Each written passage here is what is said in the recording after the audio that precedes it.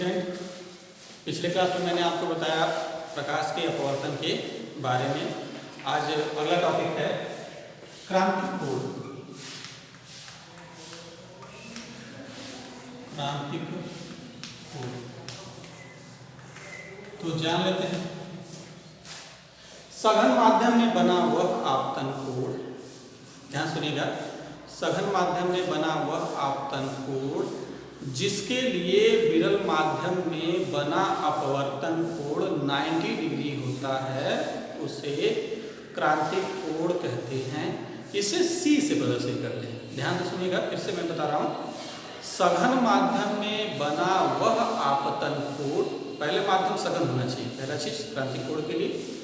सघन माध्यम में बना वह आपतन कोण जिसके लिए विरल माध्यम में बना अपवर्तन कोण 90 डिग्री होता है, उसे क्रांतिक कोण कहते हैं। इसे C से प्रदर्शित करते हैं। इसे फिगर द्वारा समझते हैं हम लोग। जैसे मैंने बताया था कि भाई जब कोई प्रकाश किरण, ठीक है, अगर ये आपका सघन माध्यम पहले ही, सघन माध्यम, ठीक है, ध्यान से समझिएगा थोड़ा। सघन माध्यम और ये विरल माध्यम, ठीक है। तो मैंने बताया था कि जब कोई प्रकाश किरण विरल माध्यम से सघन माध्यम में जाती है तो अभिलंब की ओर झुकती है, ठीक है, क्लियर है। ये बताया गया था कि विरल माध्यम से जब सघन माध्यम में प्रवेश करती है तो अपवर्तन के कारण वो अभिलंब की तरफ झुक जाती है। तो अगर जस्ट इसी का उल्टा लिया जाए, उल्टा का मतलब ये कि माध्यम पहला जो है उसे सघन ले लें, दूसरा क्या ले लें, विरल मान ले लें, तो इसका मतलब ये हुआ कि अब प्रकाश अभिलंब की तरफ झुकेगा नहीं, अभिलंब से क्या होगा, दूर जाएगा, ठीक है। यानी दो कंडीशन होते हैं, अगर माध्यम विरल हो और अगर ये सघन हो तो यहाँ से चलने वाली प्रकाश की किरण अपवर्तन के पश्चात अभिलंब की तरफ झुके। लेकिन अगर ये पहले ही सघन माध्यम है तो सघन माध्यम पहले होगा। इसका मतलब ये हुआ कि जब प्रकाश किरण सघन माध्यम से होकर जाएगी तो अपवर्तन के पश्चात अभिलंब से कहाँ होगी, दूर हटेगी। मतलब कुछ इस तरह से इसका, और ये आपका डाटा इस तरह से प्राप्त होगा, ठीक है, क्लियर है ये चीजें। तो इसी को जो है कि क्रांतिक कोण में देख लेते हैं। इसे फिगर द्वारा हम अच्छे समझते हैं। ये आपका, इसे आप लोग जानते हैं, ये अभिलंब है, लिख भी देते हैं अभिलंब। अब चलिए, तब मैंने कहा जैसा डिफिनेशन है उस हिसाब से बात की जाएगी।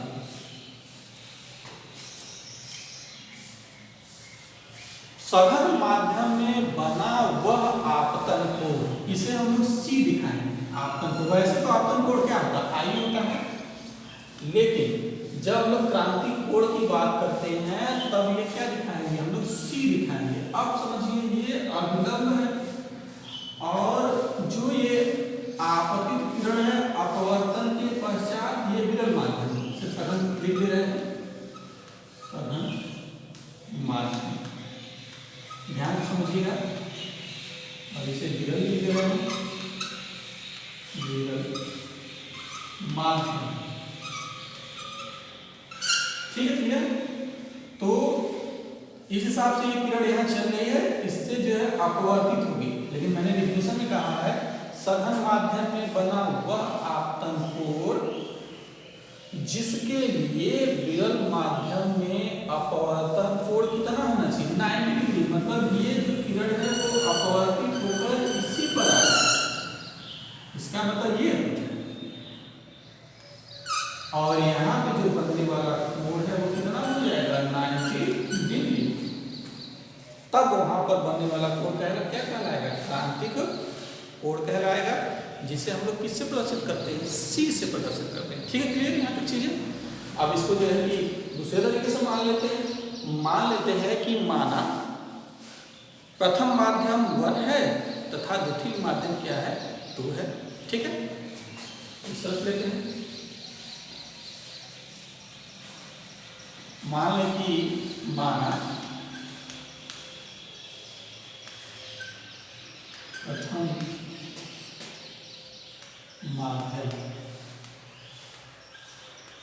माध्यम 1 है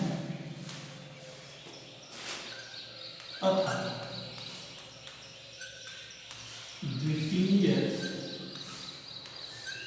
माध्यम 2 है। ठीक, यहाँ से क्लियर है। प्रथम माध्यम माना प्रथम माध्यम 1 तथा द्वितीय माध्यम 2 है। ठीक है, तो एक फार्मूला हम लोग जानते हैं। जैसे ये चीज हम लोग अगर स्नेल का नियम प्रयोग किया जाए तो स्नेल का नियम जो होता है, क्योंकि प्रकाश किरण द्वितीय माध्यम से प्रथम माध्यम में जा रही है, तो इसका मतलब लिखते हैं, इसे पढ़ने का तरीका है, द्वितीय माध्यम के सापेक्ष प्रथम माध्यम का क्या अपवर्तनांक। इसका मतलब आप इसे लिख सकते हैं बराबर स्नेल का नियम लगा दे, sine i upon sine r. ठीक है, क्लियर है, यहाँ तक चीजें समझिएगा। तो अब हमारा जो है कि मैंने कहा कि आपतन कोण जब c के बराबर हो, मतलब क्रांतिक कोण के बराबर हो, तो उस समय अपवर्तन कोण किसके बराबर होता है, r के बराबर होता है। इसका मतलब ये चीज हम लोग करते हैं कि क्रांतिक कोण या आपतन कोण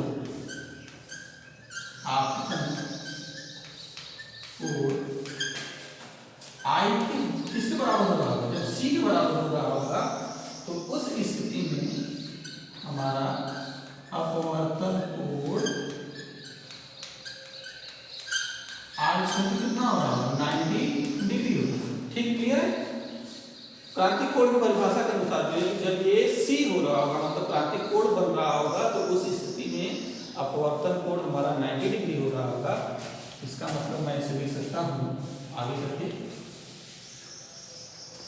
अथवा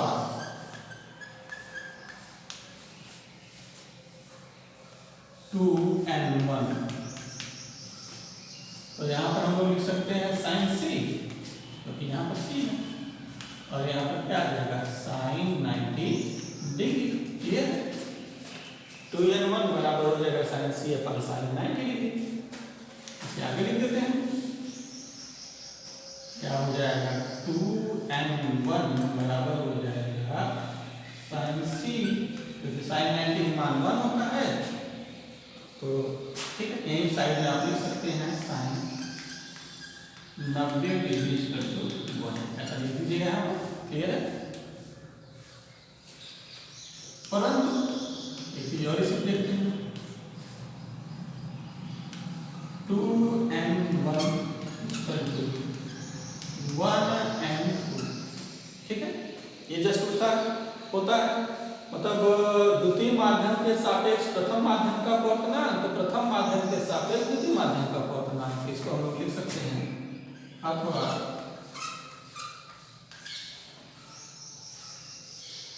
1n2 हो जाएगा 1/2n1। क्लियर, अतः ये मैं इरेज कर दे रहा हूँ, यहाँ से क्लियर है, तो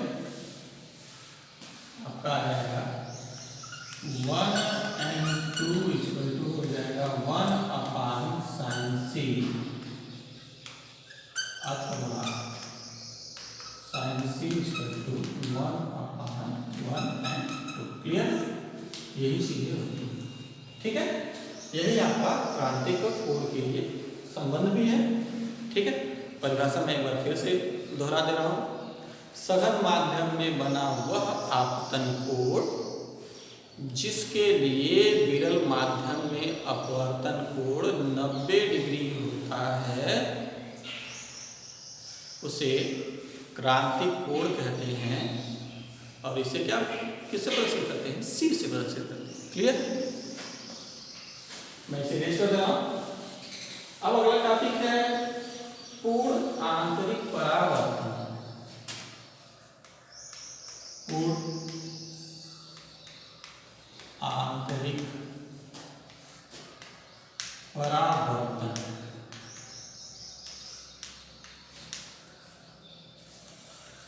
अभी तक हम लोग का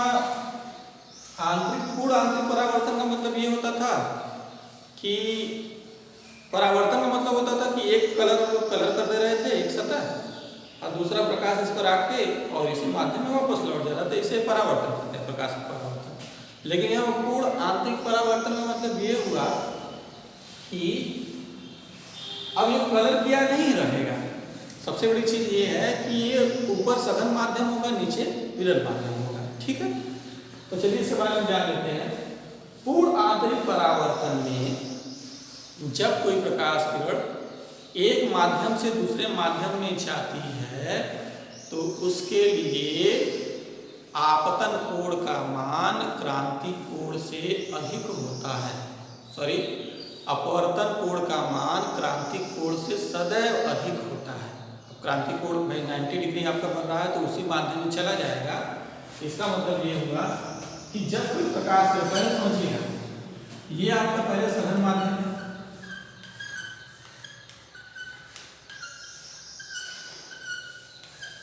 और ये आपका विरल माध्यम है।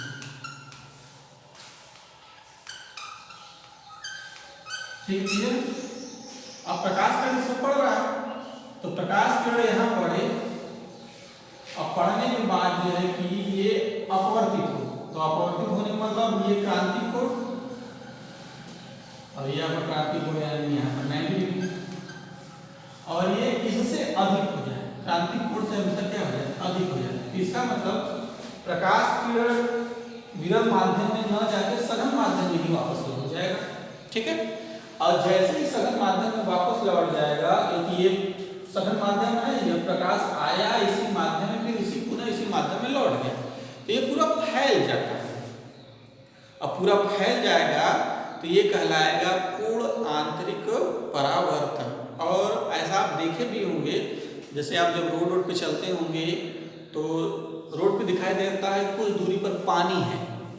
एक्चुअल में पानी तो होता नहीं है, लेकिन वो आपको दिखेगा कि पानी है, तो वो यही कारण होता है। और होता कैसे, मैं इसे थोड़ा समझाते रहा हूँ बिल्कुल सिंपल भाषा में। जैसे होता क्या है कि जो रोड है वहाँ पर जो गैसें हैं वो थोड़ी गर्म होती हैं, तो गर्म अगर हल्की होगी थोड़ा सा ऊपर उड़ जाएंगे। जब ऊपर उड़ जाएंगे तो ऊपर सघन माध्यम बन जाएगा, क्योंकि वहाँ कुछ ऊपर उठने के बाद जो है वहाँ बहुत अधिक गैसें इकट्ठा हो जाएंगी, तो वहाँ पर जो है आपका सघन माध्यम बन जाएगा। और नीचे क्योंकि भाई बहुत अधिक गर्मी होने का, क्योंकि भाई रोड बहुत गर्म होते हैं, तो वहाँ गर्मी होने के कारण वो माध्यम जो है बिल्कुल खाली हो जाएगा। तो मतलब ये सघन माध्यम हो गया और ये कौन सा माध्यम है, विरल माध्यम हो गया। तो अब सूर्य का प्रकाश जब उस पर पड़ता है तो क्योंकि यहाँ पर मान लीजिए ये आपका रोड है, ये सड़क है आपका यहाँ पर, और ये आपका यहाँ पर जो गैसें हैं वो गर्म गर्मी ऊपर उठ गई है। अब सूर्य का प्रकाश इसमें आया तो सूर्य का प्रकाश इसमें आकर वो इसको पार न करके यही ऊपर चला जाएगा। ठीक है, तो ये ऊपर जाएगा तो पूरा एकदम फैल जाएगा। अब फैल जाएगा तो हमें दूर से दिखाई देगा कि बिल्कुल चमकता हुआ दिखाई देगा, और चमकती हुई चीज़ें हमें ऐसे महसूस होगी जैसे लगे रहा है कि क्या है, वो पानी है। इसीलिए पूर्ण आंतरिक परावर्तन में सबसे अच्छा उदाहरण जो होता है मृग मरीचिका का। मृग मरीचिका सबसे अच्छा एग्जाम्पल मैंने बता दिया है। ये रेगिस्तानों में भी ऐसा होता है कि जब आप रेगिस्तान में जा रहे होंगे तो आपको दूर दिखाई देगा कि वहाँ पर पानी है, लेकिन ऐसा नहीं होता। वो इसीलिए होता है पूर्ण आंतरिक परावर्तन के कारण। ठीक है, क्लियर है आप इसीलिए। अब हमारा अगला टॉपिक है गोलीय दर्पण।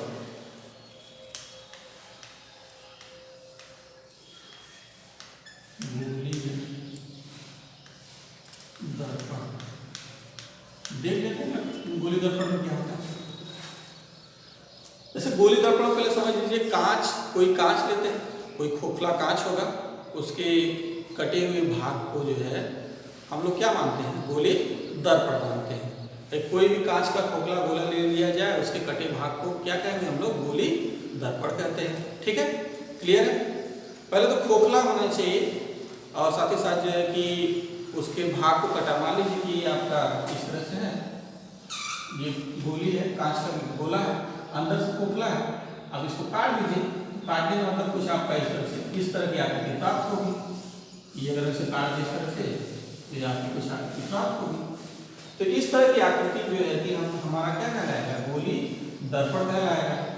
तो गोली दर्पण में हमारे कितने प्रकार के होते हैं, गोली दर्पण। देखिए पहले गोली दर्पण की बात की जाएगी दो प्रकार की, वैसे दर्पण आपके कम से कम तीन प्रकार के, एक समतल दर्पण की बात की जाएगी और गोली दर्पण दो प्रकार के, एक उत्तल दर्पण और एक अवतल दर्पण की बात की जाएगी।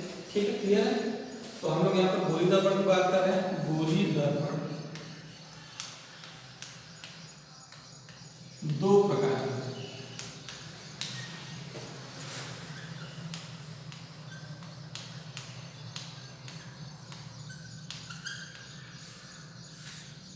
ठीक है। इसमें नंबर एक है अवतल दर्पण।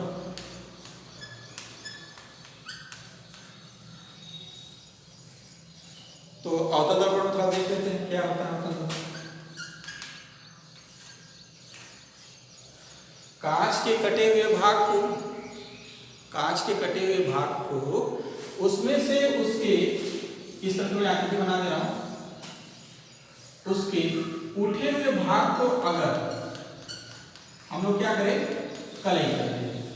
ध्यान समझिएगा, एक गोली दर्पण का कटा हुआ भाग है, उसको ले ले और इस तरह की आकृति हमें प्राप्त होगी और उसके उठे हुए भाग को हम लोग क्या कर दें, कलर कर दें, मतलब रंग दें।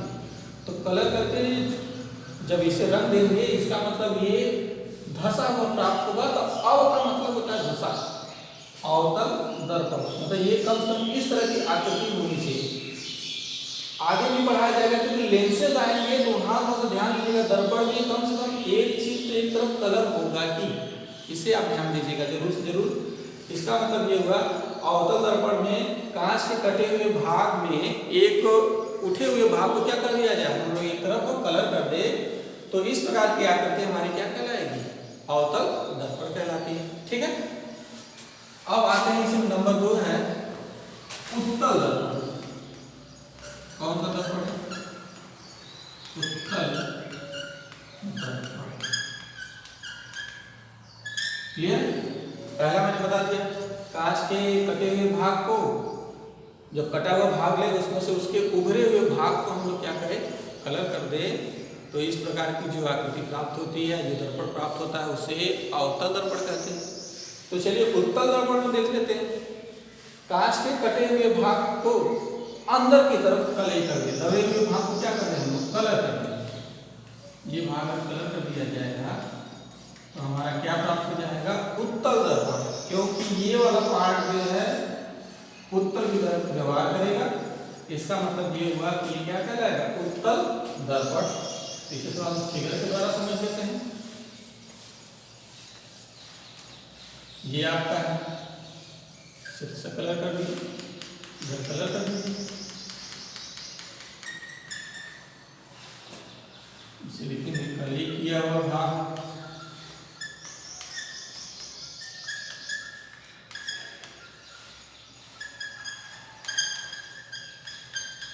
ठीक है, और इस वाले तल को हम लोग बोलेंगे परावर्तक तल। अपवर्तक मत बोलिएगा क्योंकि ये कलर किया गया है, अगर एक भाग कलर होगा तो हमेशा वो पृष्ठ परावर्तित होगा, परावर्तन की तरह व्यवहार करेगा, यानी कोई भी प्रकाश इससे आकर परावर्तित होगी, अपवर्तित नहीं। पहला क्लियर है? ठीक है, इस पृष्ठ को क्या बोला जाएगा, परावर्तक तल। ठीक है, और ये कौन सा दर्पण कहलाएगा, अवतल दर्पण कहलाएगा। ठीक है, क्लियर है? इसी तरह दूसरा लेते हैं, अंदर से कलर कर रहे हैं, इसका मतलब इस भाग को क्या बोल देंगे, कलई किया हुआ भाग।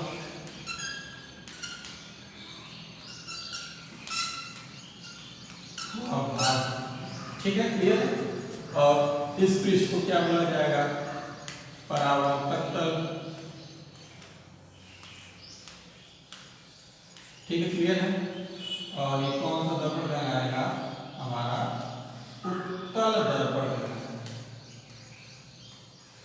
याद रखिएगा दोनों में, क्योंकि आगे चल के हम लोग उत्तल लेंस भी पढ़ते हैं, उत्तल लेंस अवतल लेंस पढ़ते हैं, तो वहाँ पर कंफ्यूजन होता है। तो याद रखिए दर्पण का मतलब कम से कम एक भाग कलर किया हुआ होगा।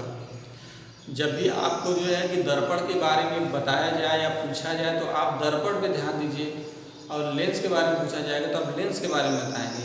कभी कभी गलतियाँ होती हैं फिगर बनाने में, सारी चीज़ें पूछा जा रहा है आपसे दर्पण के बारे में तो आप लेंस का फिगर बना देंगे, या लेंस के बारे में पूछा जा रहा है तो आप दर्पण का फिगर बना देंगे। तो ये सारी चीज़ें ध्यान दीजिएगा। बिल्कुल ऐसा नहीं है कि हम लेंस का पूछें और आप जो है कि दर्पण का बना दें, तो ऐसा मत करिएगा। ध्यान देंगे तो बिल्कुल क्लियर होगा।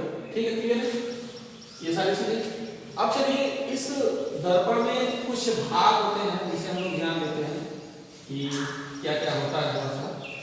उसमें आपका नंबर 1 है दर्पण का ध्रुव।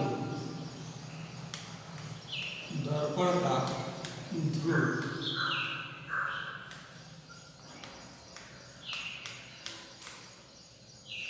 ठीक है।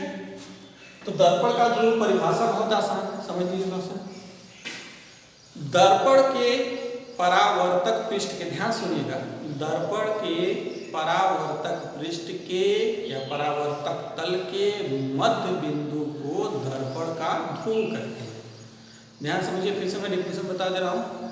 दर्पण के परावर्तक तल के मध्य बिंदु को दर्पण का परावर्तक, दर्पण का ध्रुव कहते हैं। इसे P से प्रदर्शित करते हैं। ठीक है, याद रखिएगा। मैं इसे दिखा दे रहा हूँ थोड़ा सा। दोनों के लिए उत्तल या अवतल दोनों के लिए सबके लिए सेम होता है। तो ये जो पॉइंट है भाई, ये परावर्तक तल मैंने अभी बताया है, ये परावर्तक तल। तो इस परावर्तक तल का जो मध्य बिंदु होगा वो आपका कहलाएगा दर्पण का ध्रुव। ठीक है, क्लियर है। अब मैं इसे इरेज कर दे रहा हूं।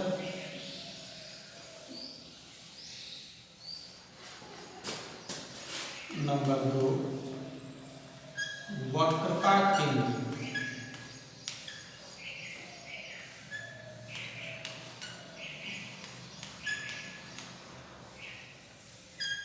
ठीक है, अब इसे ध्यान समझिएगा।